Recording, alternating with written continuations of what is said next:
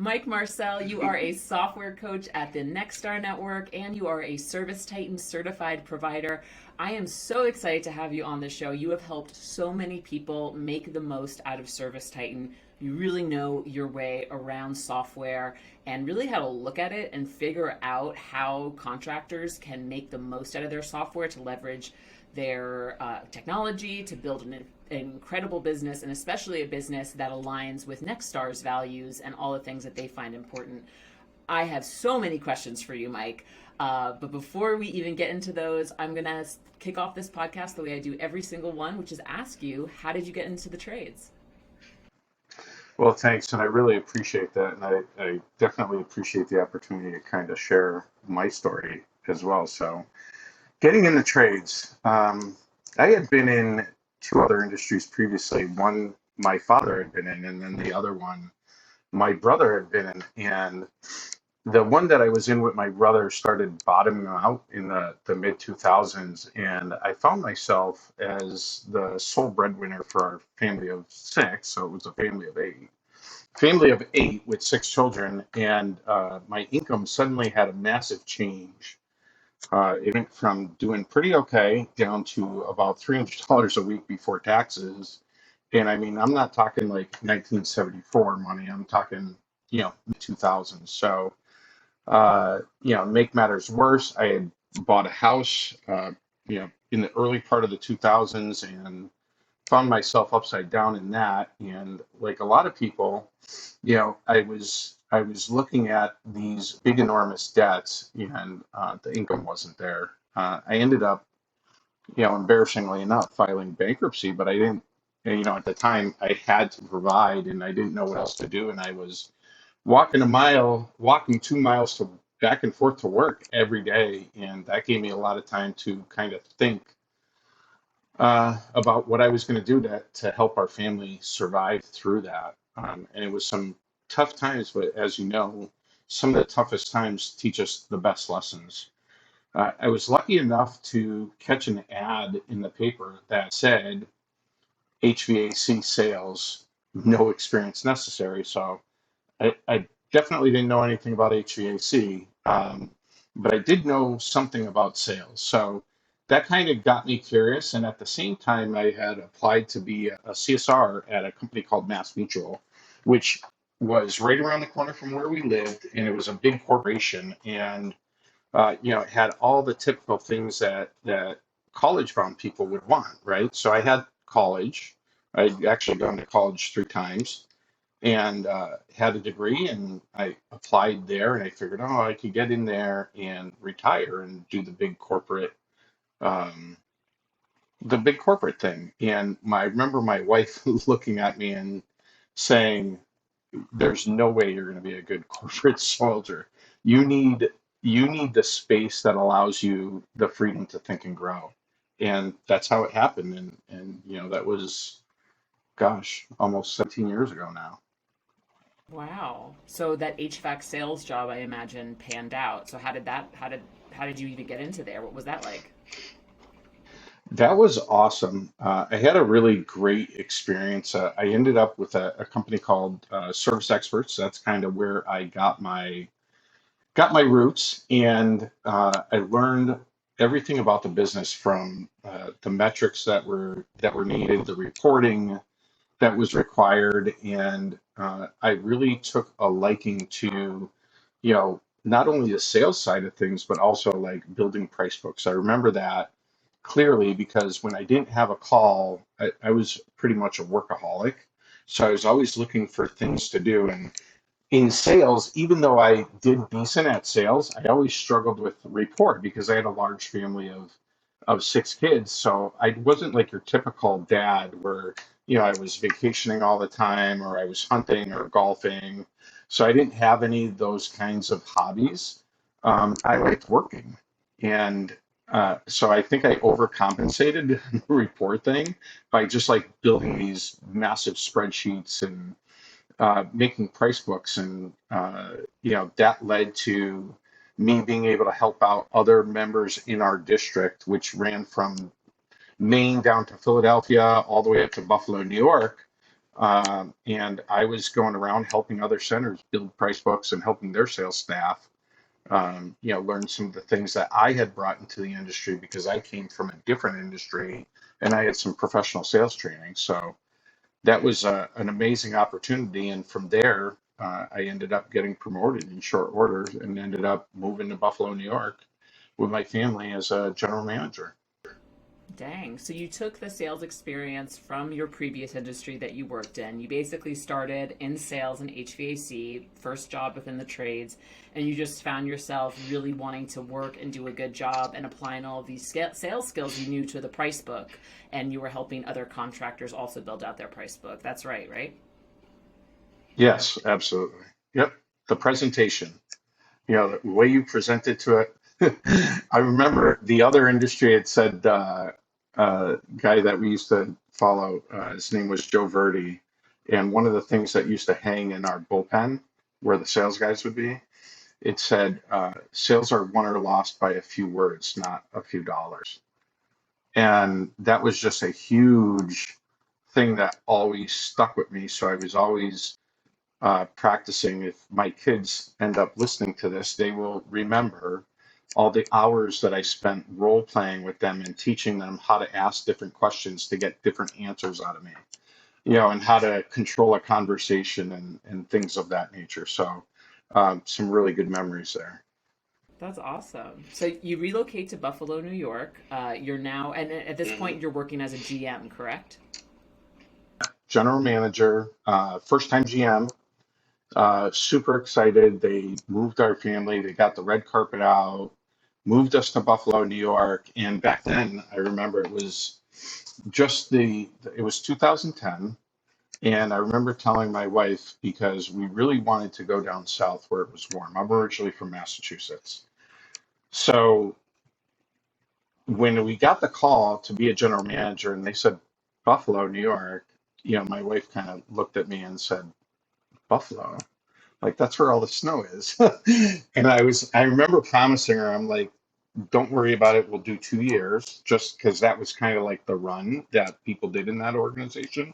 We'll do 2 years. We'll prove that I can do it. And then we'll get to ask for a transfer anywhere we want. Needless to say, And we ended up staying. that's kind of the way it Yeah. goes, right? Well, interesting story. I shared obviously probably 3 or 4 times already that we had a pretty big family, and two of our kids were special needs kids. And when we moved to Buffalo, we didn't expect much from the school system, because in Massachusetts, we had not gotten, the level of services that we thought were adequate for them. And as a matter of fact, my wife started homeschooling some of our children, and we had the two of our older ones had special needs, and the school system just went way above and beyond. I know in our business in this industry, we talk about, knowing what great service is and how you don't know great service until you treat yourself to it. Well, it's gonna sound funny when I say it, but that's what the New York school system did for us.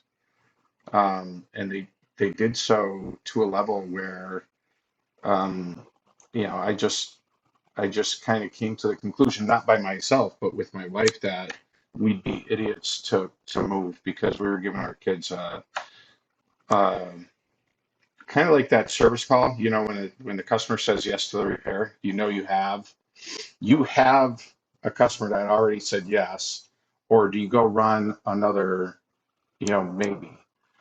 So we weren't going to move because that would have been a maybe on our kids. And we just knew that we had something good and we needed to take advantage of it. That's incredible. And I will just say that it's so rare that you hear we have children with special needs and the school system was great for us. So I'm so happy that worked out for you. And I know how challenging that can be when you're working full time and trying to make those accommodations. So talk to me a bit about how you went from GM, your first time GM, to now software coach at Nexstar. How did that go? Well, that's a pretty good story, I think. After being in the industry for about 12 to 15 years with different levels of success, both as a comfort advisor, general manager, as well as an HVAC service manager, which ties into how I got into Nexstar, which happened a little bit later on after the service expert story. Um, two things that happened in my career that were pivotal in what was, I think, changed the entire way I worked. So the first thing was Nexstar. I had came across a company in Connecticut that had been recruiting me to come work with them, and they knew that I was originally from Massachusetts. So they're like, "Come back, come move back home, come move back home." And I went and visited this company for 3 days, and I'll give them a shout out, the team over at IELO. I love you guys.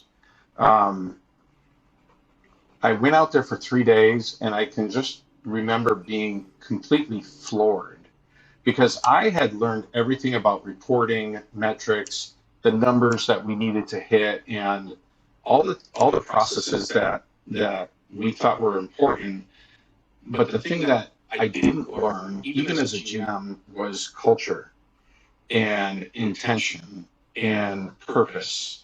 And what I discovered was is that on this 3 day visit with my friends over there, is that they were Nexstar members, and that Nexstar was this member-owned organization that provided coaching and training for best practices, and a lot of that also included some not only business lessons, but kind of like culture lessons is what I'm going to say. I don't think that's written anywhere, but I've noticed that Nexstar members tend to have just a different set of amazing cultures. And so that was the first thing that happened to me. And I brought that back with me to Buffalo. I didn't end up taking that job that time. And we brought it back to Buffalo, and I had a great owner who really wanted to take a chance on Nexstar, Brian Ritter, and we went forward and we tried applying Nexstar to what we were doing in the business. So that was the first thing. The second thing was as ServiceTitan came along. So we had this software. I won't even name it because it's just not even a good software. And it just really left a lot to be desired. And I remember I was curious to get new software. And of course, there was a software around that was pretty popular with contractors back then that I think has been greatly diminished since ServiceTitan came on the scene. But I remember actually having conversations with Ara. That's how far back this goes, like 2014, because Ara was making sales calls. I just want to interrupt for anyone who may not know. I just want to interrupt for anyone who may not know, but Ara is our founder and CEO, one of our co-founders and our CEO. So this is early days of ServiceTitan. Sorry to interrupt. Continue, Mike. Yeah, no worries. It really is. Yeah, it was had to be about 2014-ish, 2000. If it was 2015, I'd be surprised, right? But I can remember having conversations and really pushing the envelope with Ara and the subsequent salespeople that I talked to with ServiceTitan and challenging them like, well, yeah, but can your software do this? And then they were true to their word. They were always like, we can't do it right now, but we will find a way to figure it out. And back then, it didn't mean as much to me then as it does now. Now I'm several years removed from it and can see all the hard work that's brought in. So to make a short story long, because I've already babbled enough, I had been a general manager, and then I had gone to a smaller residential shop that was inside a larger mechanical shop where they'd been struggling to turn a profit, and they had all the right ingredients, but the recipe wasn't coming out the way they wanted. So they brought me on board to fix the recipe. And then during this time, COVID had hit in New York, and we had one tech working, and I literally had to lay myself off to protect the business because I wasn't gonna draw a salary when we had one tech working and just not enough revenue coming in. And during this time, I had some connections through Nexstar and through Facebook who had asked for some help with ServiceTitan. And because I had, really a passion for working in ServiceTitan, I had helped them out on a couple of things and I had time on my hands. What I didn't expect is that this really ignited something inside me that I just couldn't ignore. It was a level of rewarding work that I hadn't ever realized before. So I was called back to work, and things became increasingly difficult for me. Not just because I had this great kind of side project that I was really passionate about, but on my third day back, my wife and I had discovered that our oldest son had taken his life, and we were understandably devastated. Um, Heat Wave and a few of my previous Nexstar employers and ServiceTitan had really stepped up and did the best that they could to help us out during this time. And eventually I went back to work, but things were just never the same for me. My son was 21, and it was a serious wake up call that life is just too short to ignore what's important. And I actually felt bad about myself every day going to work, knowing that I wasn't all in. And if I'm being honest with myself, that's what was going on.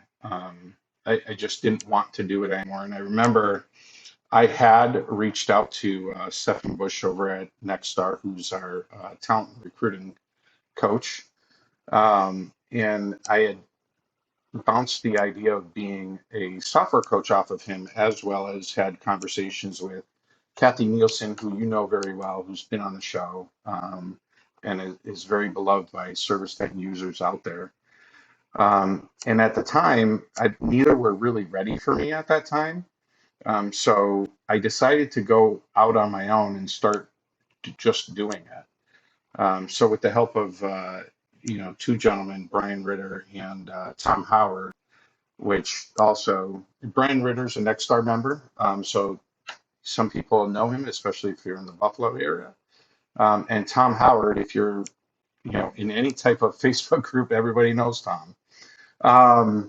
And Tom was really kind of pivotal in getting me two opportunities in California of ServiceTitan users that gave me a lot of exposure to ServiceTitan executives and other people that were using it. And that just turned into a lot more referrals. Almost a full year later, I was cruising along and feeling pretty fulfilled, and I received a call from Chris Hunter, who, gosh, this is going to sound like I'm just name dropping people, but this is all part of the story, right? This is how it happens. So Chris Hunter had called me and said he'd been talking with Julian Scadden and from Nexstar, who I knew from being a Nexstar member, and he was looking for a referral for a Nexstar software coach. And Chris was asking me if it was okay if I gave Julian my name. And all I can say is that for me, it was like getting a call from the Boston Red Sox to play Major League Ball. And the rest is history. Sorry, Yankees fans, but I'm a Massachusetts Boston guy, so it is what it is. It's all good. I'm from Queens, so I'm a Mets fan. So any hate on the Yankees, I will take on. Like, I'm fine with that. But I just want to touch upon a few things. One, I want to just thank you for being so vulnerable about that really intense tragedy that happened in your family life and how that impacted you personally. It means a lot to me that you shared that with me and with the audience. So thank you very much. Second, I really just want to showcase how you've been with ServiceTitan since the beginning. I mean, 2014, that was 8 years ago, Mike. That was 8 years ago, and now we've come to such great lengths here at ServiceTitan. Ara certainly does not make sales calls anymore, I don't think, unless he moonlights doing them. So it really goes to show how you've been with the software for such a long time, and I'm just so happy that you found a lot of pride in the work you were doing to make ServiceTitan work for other people. So again, if I didn't say it already, I'm thrilled to talk to you today, and I'm just so happy that you found yourself now in a position where you feel really fulfilled and really happy, and I think you definitely deserve that. So with that all being said and that wonderful background, I want to go into and unlock some of the knowledge in your brain. ServiceTitan is a beast of an operating system. Anyone who's listening, who's on it, can tell you that. Anyone who's even looked at it can tell you that. I would like to know, you as an outside consultant who go into Nexstar members' ServiceTitan accounts and you're in charge of making sure they're optimizing it, what are some of the first things you look at to see what has to be refined and what has to be worked on? Great question. So, as a Nexstar software coach, my vision for this role is to really take the business coaching and the training that we provide and really help ServiceTitan uh, really leverage ServiceTitan to kind of supercharge what they're getting for their membership through the coaching and training. So, first and foremost, I'm looking at business units, I'm looking at job types, I'm looking at tags, and I'm looking at memberships. So, this gives me a solid grasp of what to expect reporting wise. So I can help them focus on the Nexstar KPIs that their business coaches, implementation coaches, marketing coaches, accounting coaches, all the coaches that they're going to work with that Nexstar, provides them as members. I'm going to look and try and predict what the data outcome is going to be so that we can start working and molding that into what we need it to be. Got it. So I really, hope that answers the question. no, it does. And that's just kind of like the core functionality of our software, making sure that those things are all set up right and properly accounted for. So you're actually getting numbers that you can use to make change in the business. Am I right in that? Absolutely. Cool. Yep. I know that involves a ton of systems and processes, which we talk about a lot in this show. So what, in your opinion, is the best way for someone to embed their everyday processes into a tool like ServiceTitan? Well, I think the most important thing to remember is that ServiceTitan is a tool, right? And how the people and processes are going to dictate how that tool gets used or not gets used. So I hope this doesn't come off too long-winded, but back in 2016, when I had first used ServiceTitan in our business, I had realized something, and that was that the more that you used it directly, it seemed like the the software was responding, and it made the software even better. It was almost like it was, I remember telling our staff, like, look, this is not historical database software. This is live software, right? So you have to use it as the first tool that you look for instead of whatever else it was that you used to use before. And I'm specifically speaking to like pen and paper, right? And so I'm not dogging pen and paper, right? It's very good to get out handwriting when you're journaling and commit those things, because there is a connection between handwriting things and the brain. However, what I was finding is that staff that would go to pen and paper first when using ServiceTitan for their process didn't tend to leverage the system as well as people that just went right to the system. So this kind of led to quite a number of different kind of funny things that happened in our business. And one was the mantra that really kind of upped our usage, and that was, if it's not in ServiceTitan, it did not happen. Right. So, and that was not, I can't take credit for it. One of the sales guys came up with it, but I grabbed it and stole it, right? Just like we should. And we just made that a mantra that if it's not in ServiceTitan, it didn't happen. So don't tell me that you had a conversation with Mrs. Jones, because if it's not in ServiceTitan, that conversation didn't happen. Don't tell me so and so called back and that you have a note, because if it's not in the ServiceTitan, it didn't happen. And it was just kind of weird. It was almost like it had AI, and it was like learning as we were doing. And we just kind of figured out early on that, if you have to pause for a second, then you probably should be just going right to ServiceTitan and putting it in there. And it's true.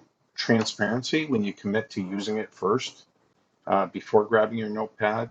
And I hope that makes sense to listeners. I think it will, and I'm going to provide a bit of an add-on to what you just that beautiful answer you just said, which is regardless if someone's using ServiceTitan, right, or if they're using another software or some other tool to run their business, it's so easy, I think, especially when dealing with ServiceTitan, which again is a beast of a system, to rely on tired and true methods that have served us in the past. Okay, we got this shiny new tool, but I still really want to make sure I just jot everything down. It's just for me.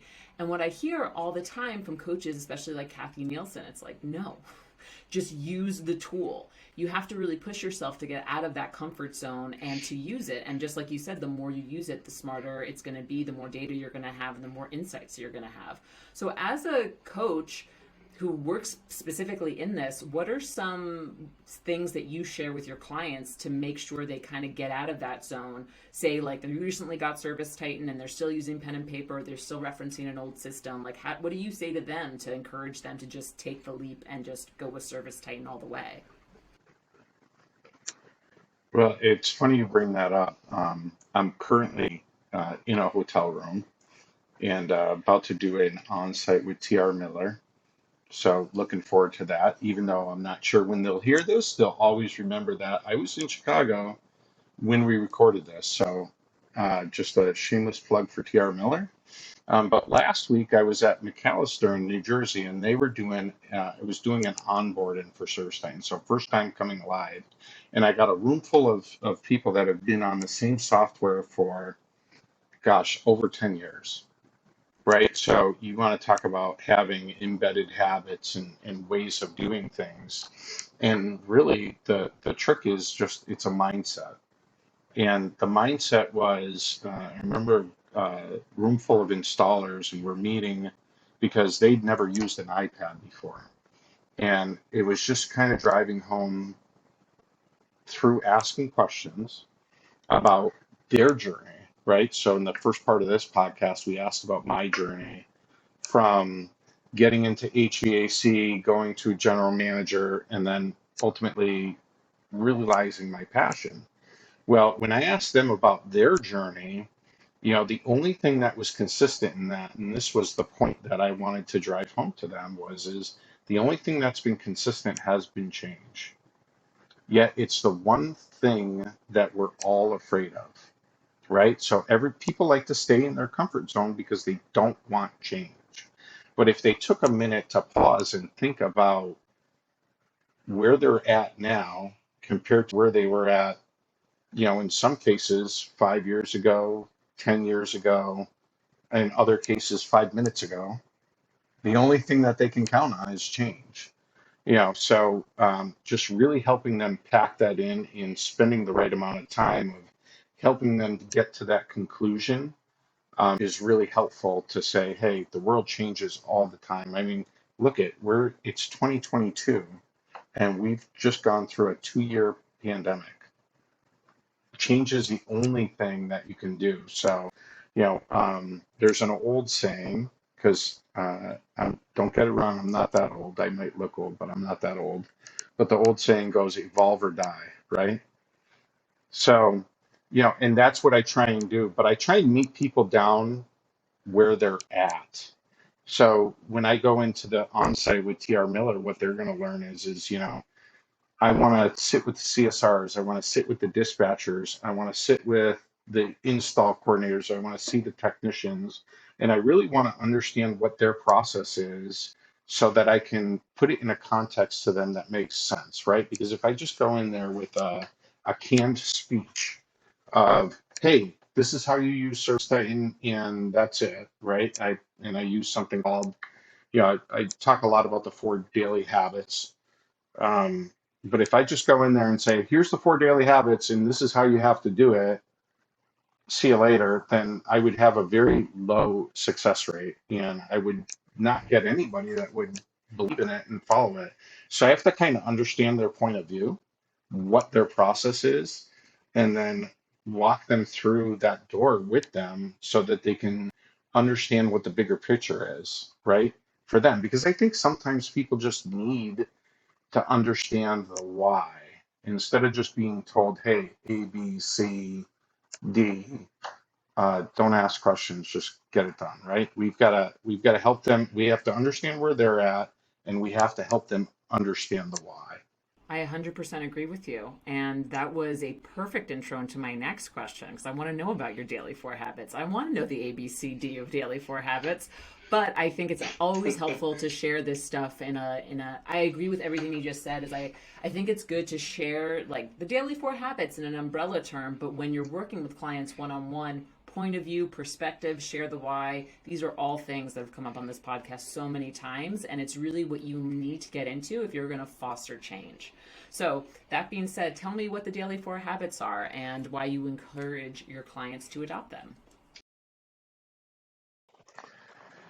Great question. So something I've noticed over the years was the way that how we tend to be reactive instead of proactive, and how sometimes we end up with, I like to call them piles of papers over, and some people still have the literal piles of papers on their desk of things that they're going to get done when they have time, right? And yet, rarely, no matter how many members I speak to and how many people I meet, I don't meet people that have time to twiddle their thumbs. So that's not happening. And there's just a little part of me that has OCD tendencies.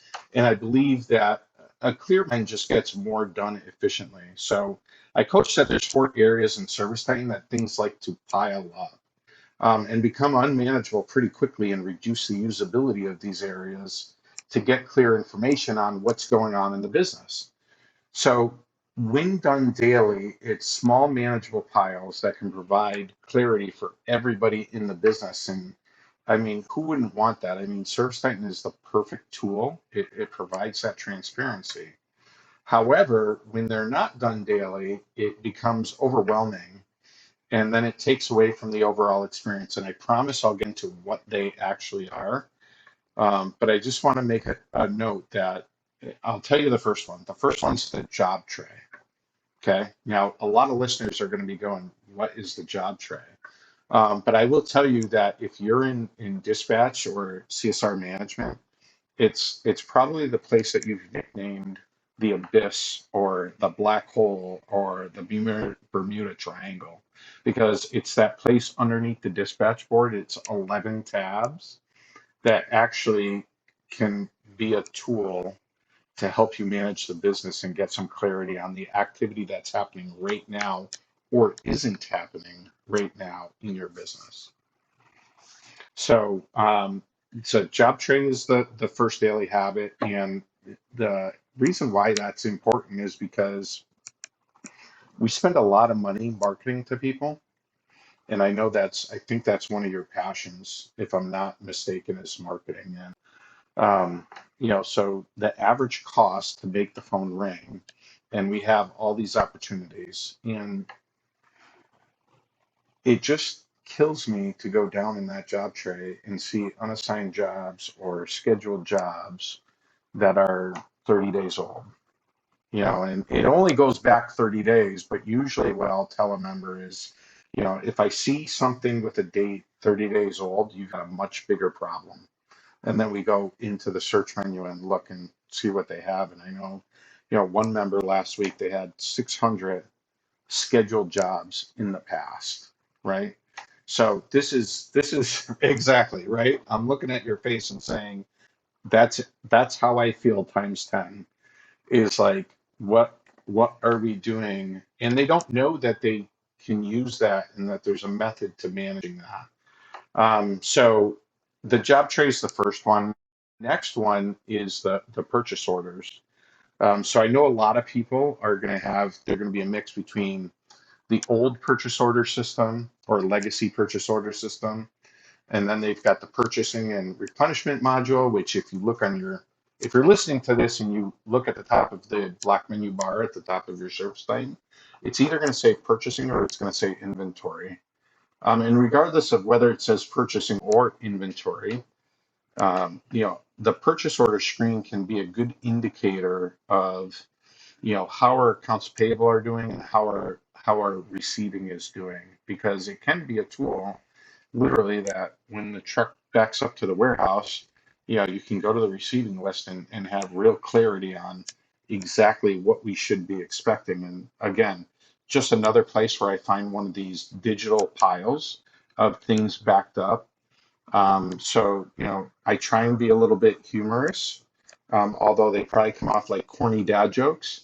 But when I go into pending on the purchase order screen, I usually have to say something like, "Oh, so you're thinking about ordering something, but you haven't actually ordered it yet, right? Let me get that right.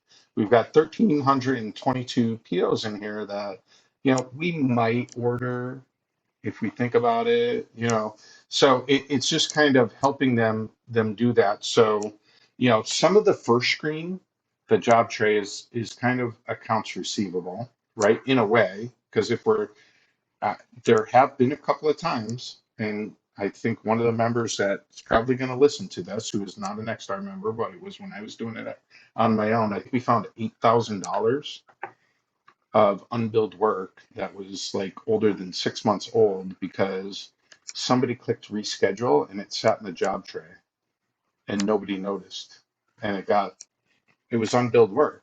And so imagine trying to call up a customer 6 months later and saying, "Oh, hey, by the way, you owe me X." Now, it wasn't one $8,000 job, but it was a culmination. Then the purchase orders is about your accounts payable, right? Because if our accounts receivable get into our financials, and we think we're killing it, rock stars in our because our accounts payable isn't in there and our cost of goods sold is too low. So, purchase orders become critical in your accounts payable. And what ties those two things together leads to daily habit number three, which is going to be the accounting screen. And how is that doing? Are we getting that over daily? And that's critical because we need to have a good, clear financial picture. It could make the difference between me investing in a new truck or not investing in a new truck. If I don't have a clear financial picture using the various financial statements that Nexstar will teach their members to use, then I might be making decisions on bad information. So those are the first three daily habits, and those are kind of more your traditional cash flow functions, right? Accounts receivable, accounts payable, and exporting. The fourth one's kind of more my passion. I love lots of different parts of ServiceTitan, but of course, I always go back to my first experience in HVAC. I was a comfort advisor, right? So sales. So the follow-up tab, I can tell you right now that no matter how many, it's pretty rare that I come across a company that has a good process working in the follow-up tab. And yet I will argue that you could hire a full-time person today, not like in the next 6 months. Like you could hire a person today and we could coach you a simple process, book a schedule, coaching call with me, and we'll make a simple process that not only will that person pay for itself, but you'll close 10% more deals. And the follow-up tab's great. And it's so people know it's there, right? They click in it and they click around, but they don't have a process, right? They know they can click in it and they know they can get a list of people to call. So I add a little bit of a process to that because I want them to act with intent. I want them to have purpose. I want them to know that unsold estimates, sold estimates, even your recurring service events, your expiring memberships, they all have kind of the same functionality, and I apply those same actions to all of those tabs. And we walk through that, and if you have leads turned on, that's another great configuration that can just really make sure. I mean, it's our opportunity. It goes back to the marketing thing. It costs X amount. I don't know what it used to be. The numbers used to be. It costs us between $300 and $500 to get the phone to ring, right? And then If you walk away with just a dispatch fee or you walk away with nothing, the stats are out there, and these are not HVAC stats. Just to clarify, these are just general sales statistics that have been tried and true for like over 200 years, that you will close 10% more deals just by following up. You don't have to hire, you should hire somebody good, right? But I'm saying just by following up, you can close 10% more deals. So when you go to your follow-up tab, I want you to go back to January 1st. It's April 1st as of this recording. No, it's April 4th. April 4th as of this recording. I want you to go from January 1st to April 1st and then look in the bottom right hand corner and then say, I could take 10% of that and add that to my business just by hiring one I'm person. going to endorse that because when Chris Hunter first joined ServiceTitan, I did a webinar with him about how to discover an extra $1 million in revenue. And it was all just by using the follow-up tab. And this was when he was still running Hunter Supertext before they sold to TermPoint Services. And he hired someone, and that person just worked the follow-up tab, and it generated $1 million in revenue in 1 year. So I have heard Absolutely. the exact same thing. So just to recap, we've got the job tray, which is your call volume. We've got purchase orders, which is your payables. We've got the accounting, making sure that everything's kind of working together. Like we know where our business is at financially. And in the follow-up tab, we're actively working on all of these leads that we have. Because also when you think about it, when you even like zoom out, what are people doing for service, right? They're calling for quotes. They're calling for estimates. And so many people have come on this show and they've said, if you just go an extra mile and follow up with that person, so like, did you figure out what you want to do? Chances are they're probably going to go with you, unless if they haven't already made a decision because you're making the effort to reach back out. That's absolutely true. Yeah, and that's one of the reasons why I like all the habits, but that one's kind of near and dear to my heart because it's growth, right? It's growth for your business. And I mean, we see it in the groups, in podcasts. Everybody's looking for the magic bullet for growth. And I'm going to say, surprise, there is no magic bullet. You just have to take the opportunities that you have and make sure that you farm them. So you've already given so much information. So I hope you don't mind if I rapid fire through some of these questions that I still want to ask you. But after you leave a company now, after you leave a Nexstar client and you give them all the tools they need, what do you recommend they do to keep up with that success or make sure they stick to your recommendations? Yeah, awesome. Um, the first thing that pops into my head is that the most successful members make the commitment to hire or promote somebody to be a service titan champion. Unlike the historical database softwares that you used to use, you really need somebody that embraces the software because it is a living software. I made mention of that earlier. It's always changing, and ServiceTitan has always made good on its promises to listen to its customers and keep updating it and keep improving. And you need somebody in your business to champion that and to work with others, whether it's via Nexstar's member to member or some sort of Facebook group, to make sure that you are leveraging the knowledge and the power that you have. I mean, part of the magic of the Nexstar network is networking, right? So I know that if you have a Service Titan champion, they are also going to want to network and find out from others how they're using it. And good news is if you're a Nexstar member, your membership includes me. And you get those coaching calls, and they can be ongoing as long as they need to be. So I have many members that I've been working with for almost a year now, and I meet with them, That's awesome. every other And week. just to clarify, we mentioned that you were a ServiceTitan Certified Provider at the beginning of this call. What is that? So, a wonderful person on our team, Danielle Combs, who's I think employee number 3 or something, she crafted this insanely hard test, which basically proves your ServiceTitan knowledge. And you were one of, as of right now, only a handful of people that have passed. And it is a hard test. And this is basically someone who we say this person knows the software in and out, and they are a trusted third-party advisor that can help you with your instance. And I know we send you like, hey, you got to upgrade, you got to learn about this feature. So we're really excited to part with you, Mike. And I'm really happy that you're touching the lives of so many Nexstar members and also ServiceTitan customers. That being said, I know it's going to be hard to choose, but do you have, well, tell me one of your most memorable experiences with one of your clients.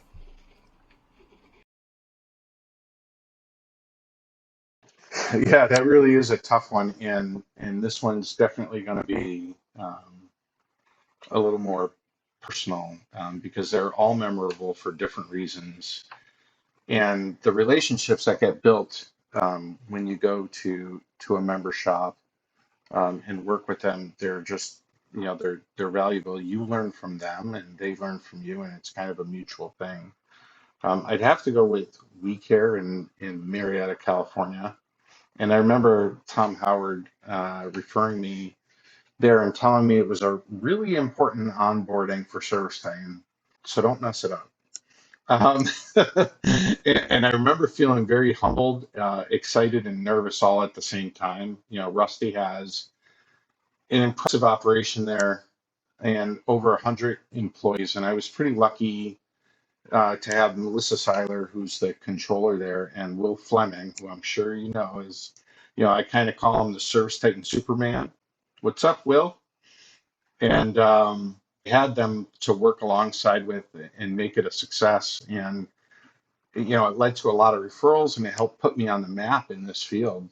Um, but most of all, that's the team at WeCare really created a bond with me, and I'll never forget in the middle of putting in some extra duty overtime with them, that the thing that I'll remember most about them is that Rachel Davis, who is the CSR manager over there, had presented me with a memorial candle in a beautiful glass etched with my son's name in his honor, and I was you know completely blown away. It was unexpected, and I think it just spoke to the depth of impact that we had on each other there. And I was um, notably in tears. I lived next to Niagara Falls, and it was Niagara Falls in San Diego. So yeah, so that one definitely holds a near and dear soft spot in my heart, for sure. All right, I got two more questions for you. If you could go back in time and give yourself one piece of advice at the beginning of your career, what would it be?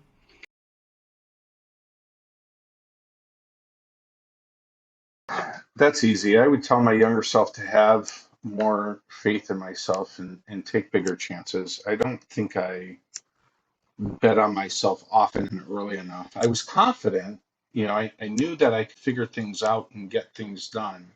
I don't think there was a question on that. I just think that, um, I probably hesitated on taking more chances, and I would probably tell myself that there's no such thing as the right time. There's only now, and I tomorrow love shouldn't that. be taken All for right, my granted. favorite question of this season.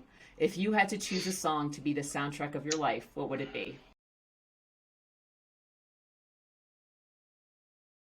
I would have to say I Do by Paul Brandt, um, which hopefully somebody out there knows what I'm talking about, that song. If not, look it up.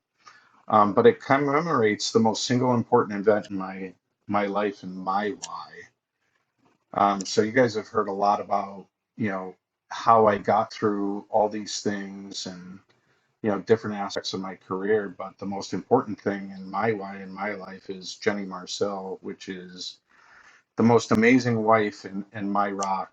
And my success is our success.